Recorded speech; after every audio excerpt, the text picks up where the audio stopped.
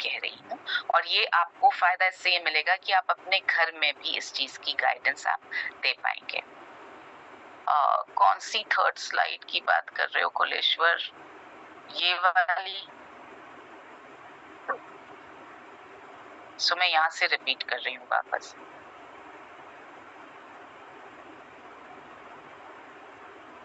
Okay, सो सबसे पहले बात करते हैं पुरुषों की। आपको ये बात याद रखनी है, आप मीटिंग के लिए जाएंगे, सूट पहनकर जाइए, टाई लगाकर जाइए, साफ शर्ट पहनकर जाइए। न्यूट्रीचार्ज की टाई लगाकर जाइए, साफ सुथरा प्रेस किया हुआ शर्ट पहनकर जाइए और सूट पहनकर जाइए।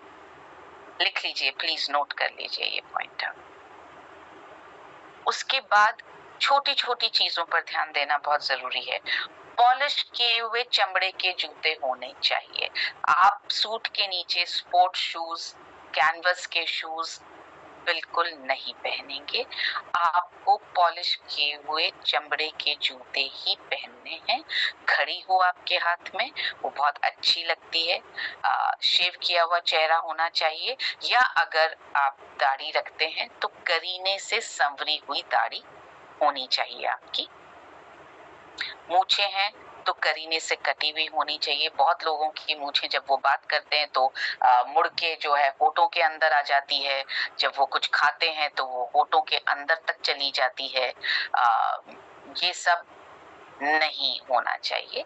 तो मूछें काटने की अलग कैंची आती है, वो रखिए आप अपने पास में, अपनी जेब में नहीं, अपने घर में, और आप उससे अपनी मूछें ट्रिम कीजिए। बाल ठीक से कटे होने चाहिए और सवरे हुए बाल होने चाहिए। अगर आप कहीं ड्राइव करके पहुंच रहे हैं और रास्ते में आपके बाल बिखर गए हैं तो प्लीज आप छोटा सा कंघा रखें अपने पास में, ताकि आप अंदर मीटिंग में जाने से पहले अपने बालों को ठीक कर सकें। नाखून कटे हुए होने चाहिए। मैंने पुरुषों के नाखून बहुत बड़े हुए देखे स्पेशली, और मुझे आज तक समझ में नहीं आया कि ये छोटी वाली उंगली का नाखून बढ़ाने का कारण है क्या, और कोई मुझे समझा नहीं पाया। मतलब आप किसी को चुभाना चाहते हैं, आप कुछ खोलना चाहते हैं, आप क्या करना चाहते हैं, मुझे आज तक समझ में नहीं आया। लेकिन ये बहुत अच्छा नहीं लगता है।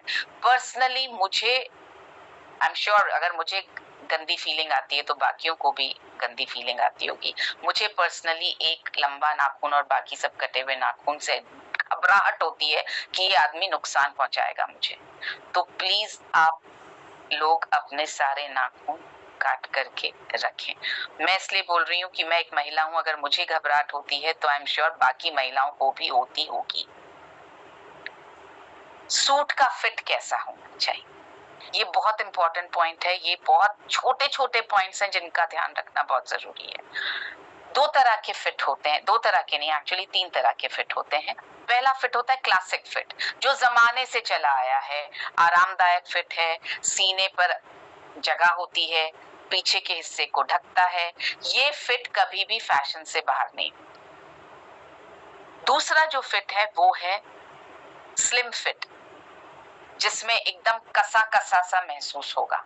ये वो फिट है जो आप ज्यादातर हीरो लोगों को इस फिट में देखते हैं, क्योंकि उनकी एकदम स्लिम ट्रिम बॉडी होगी और उसमें फिर वो एकदम कसा हुआ सूट, सीने पे भी ब्लेजर कसा हुआ, पेट पर भी आप देखेंगे हल्की सी सलवट पड़ रही है, कसा हुआ एकदम, पैंट भी एकदम कसी हुई होगी।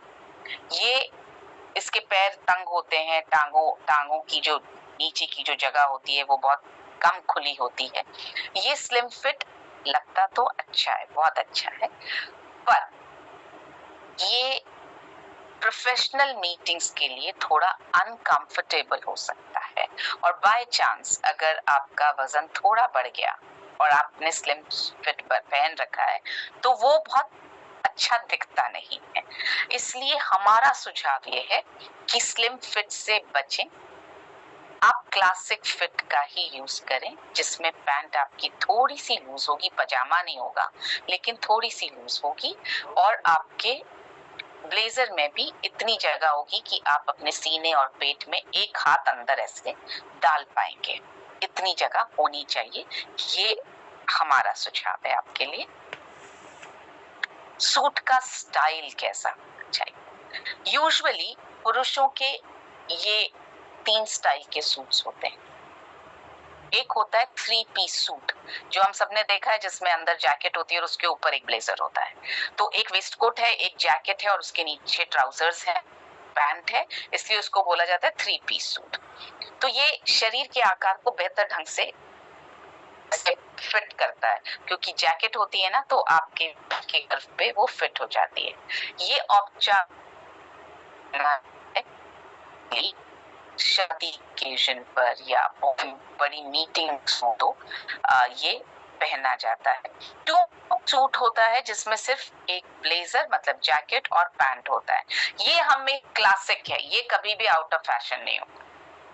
ये औपचारिक अवसर, अनौपचारिक अवसर, हर अवसर पर पहना जाता है। औपचारिक अवसरों पर डार्क कलर्स चुनने हैं आपको। औपचारिक अवसर मतलब